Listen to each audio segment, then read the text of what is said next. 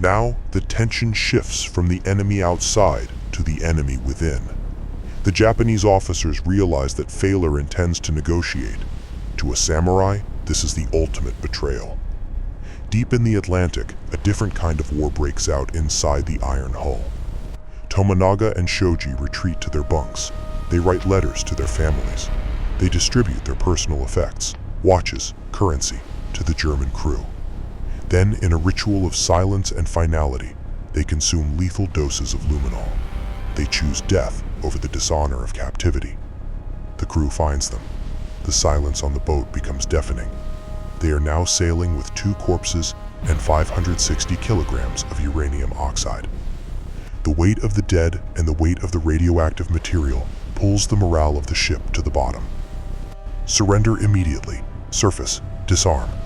But Failor reads the message and looks at his passenger manifest. He isn't just carrying sailors, he is carrying a Luftwaffe general. Verify the crew more than the Americans do. Lieutenant Commander Hideo Tomonaga and Lieutenant Commander Shoji Genzo of the Imperial Japanese Navy. They are the wild card. For them, surrender is a spiritual impossibility, and they know exactly what is inside the lead cylinders.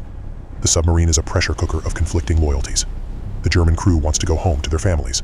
The Japanese officers want to get the cargo to Tokyo to build a weapon that could turn the tide of the Pacific War. Captain Failor makes a decision that changes history. He ignores the order to surface immediately. He decides to bluff. But the plan had a fatal flaw. To reach a safe harbor, they have to navigate through the wolf packs of Allied destroyers that are now hunting for the last holdouts. The radar pings. The sonar echoes.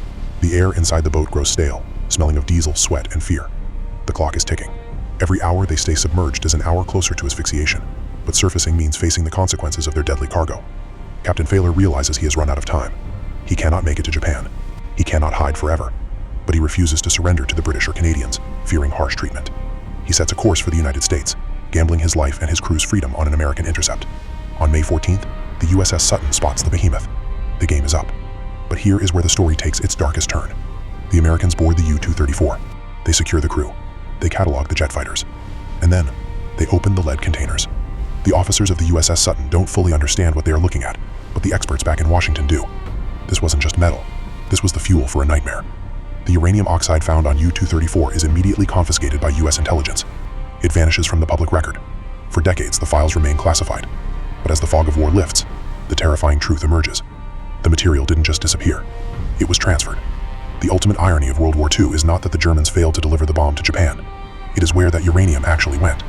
Historical analysis suggests the 560 kilograms of uranium captured from U-234 was transferred directly to the Manhattan Project. The very material intended to save the Axis powers likely fed the atomic stockpile that would eventually destroy Hiroshima or Nagasaki. The U-234 didn't just fail its mission, it fueled the enemy's ultimate victory. In the end, the ghost U-boat delivered its cargo, but the recipient was the one nation the Germans were trying to destroy. The war ended, but the legacy of that single silent voyage echoes in the Geiger counters of history. But the capture of the vessel is only the beginning of a new bureaucratic labyrinth. As the U-234 is towed into Portsmouth, New Hampshire, the atmosphere shifts from tactical tension to forensic panic. American intelligence officers swarm the submarine, but they immediately hit a wall. The German crew, initially cooperative, suddenly goes mute regarding the specific origins of the uranium. They claim to be mere transporters, unaware of the scientific implications, yet their eyes dart nervously toward the sealed containers. Just as the interrogation begins to make headway, a chaotic scene erupts on the dock. A canister has been mishandled. A Geiger counter held by a naval physicist begins to click violently, not with the steady rhythm of low-level ore, but with the frantic screech of highly enriched material. The reading spikes far beyond what natural uranium oxide should emit. Suddenly, the entire port is placed on lockdown. The Americans realize they are standing on a floating, dirty bomb. Hazmat teams rush in, pushing the regular sailors back at gunpoint. The complication forces a total blackout of information. No one enters, no one leaves. The interrogation of Captain Failor stops abruptly as he is moved to a solitary holding cell, separated from his men. The discovery of the high radiation levels implies that German science was far further along than the Allies believed. If the material is enriched, it means the Nazis weren't just sending fuel, they were sending the core of a weapon ready to be assembled. Is it possible that the atomic age was meant to dawn not in New Mexico, but over the skies of San Francisco? Inside the submarine, investigators prying through the quarters of the deceased Japanese officers find something that contradicts the official flight plan.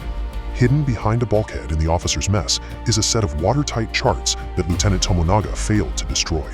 The red navigation line does not end at the Japanese naval yards in Tokyo. it bypasses the capital entirely. The line arcs further north toward the industrial complex at Hungnam on the Korean peninsula, a facility known for its massive chemical plants and heavy secrecy. This revelation shatters the American assumption that this was a simple cargo run.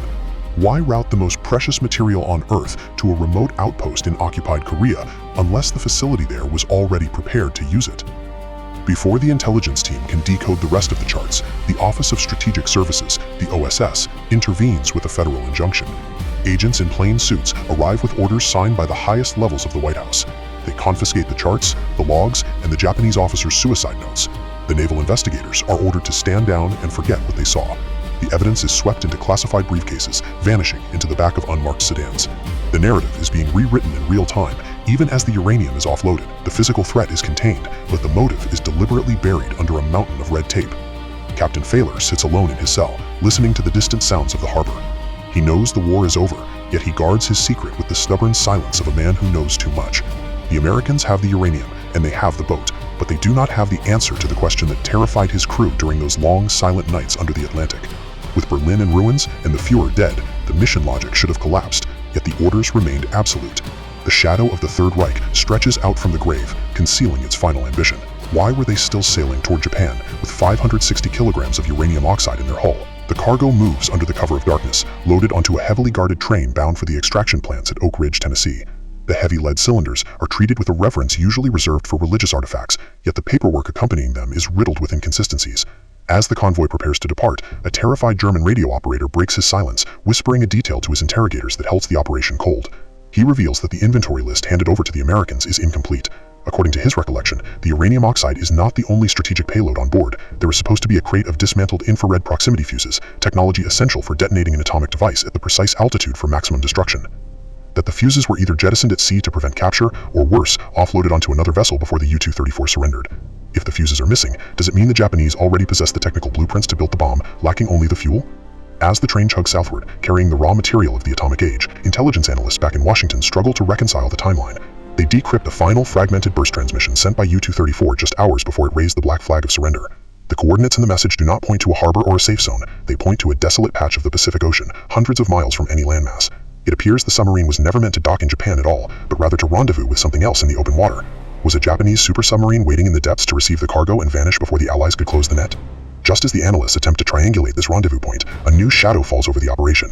A Soviet liaison officer stationed in Washington makes an unannounced inquiry regarding the German meteorological equipment captured on the U-234. The specific wording of the request: the uranium. The secure transport becomes a desperate race against Allied espionage, forcing the American convoy to abruptly change its route, diverting onto dilapidated civilian tracks to shake off potential pursuers. Trust evaporates, and the mission transforms from a salvage operation into a high-stakes game of keep-away. In the silence of the diverted train car, the Geiger counters continue their rhythmic clicking, indifferent to the political storm raging outside. The cylinders vibrate gently with the motion of the rails, inching closer to the laboratories where they will be weaponized. The physical uranium is secure, yet the intent behind its journey remains a ghost that refuses to be exorcised. With the fuses missing and the destination proven false, the grand design of the mission remains obscured by deception. Why were they still sailing toward Japan with 560 kilograms of uranium oxide in their hull? The diverted train slices through the Appalachian darkness, its schedule wiped from the official railway logs to ensure total anonymity.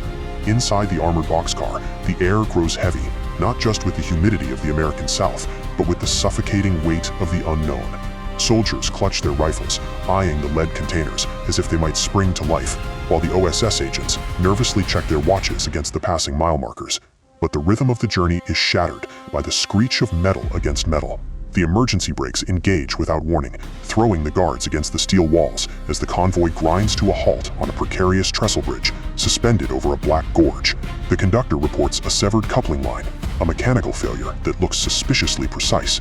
Stranded miles from support, the commander realizes they are sitting ducks, illuminated only by the moon and the faint glow of the locomotive's firebox. As the guards fan out to secure the perimeter, they discover fresh tire tracks on the dirt road below the bridge, suggesting they are being watched. This is no longer just a transport mission, it is a trap. Is there a rogue faction operating on American soil, desperate enough to hijack the raw materials of Armageddon before they reach the processing plants? Miles away, inside the interrogation rooms at Portsmouth, a translator stumbles upon a cryptic discrepancy in the personal diary of Dr. Heinz Schlicke, the German electronics expert found on board. The entries stop abruptly 2 weeks before the surrender, but tucked inside the leather binding is a navigational calculation scribbled on a napkin. The math does not correlate with the submarine's speed or depth, it correlates with altitude. This fragment suggests that the U-234 was carrying specific guidance data for a delivery system that doesn't officially exist yet, a high-altitude ballistic trajectory meant to launch from a platform the Allies haven't even conceived of. There was one more VIP passenger berthed near the torpedo room. The U-boat crew refuses to speak his name, referring to him only as the courier. Intelligence officers scramble to search the submarine again, but the bunk is clean, wipes down with industrial chemical solvents that leave no fingerprints and no biological trace. Did a high-ranking scientist slip away into the American populace during the chaos of the surrender, or was he never meant to be captured alive? As the train crew feverishly repairs the coupling on the bridge, the conspiracy widens beyond simple nuclear material. The missing fuses, the oceanic rendezvous, the ballistic calculations, and now a phantom passenger suggest a coordinated effort to transfer not just a weapon, but an entire technological legacy. The Allies believe they have seized the end of the war, but every clue suggests they have merely intercepted a transition. If the target wasn't Tokyo, and the recipient wasn't the Emperor, who was waiting in the dark waters of the Pacific to receive this apocalyptic torch? Why were they still sailing toward Japan with 560 kilograms of uranium oxide in their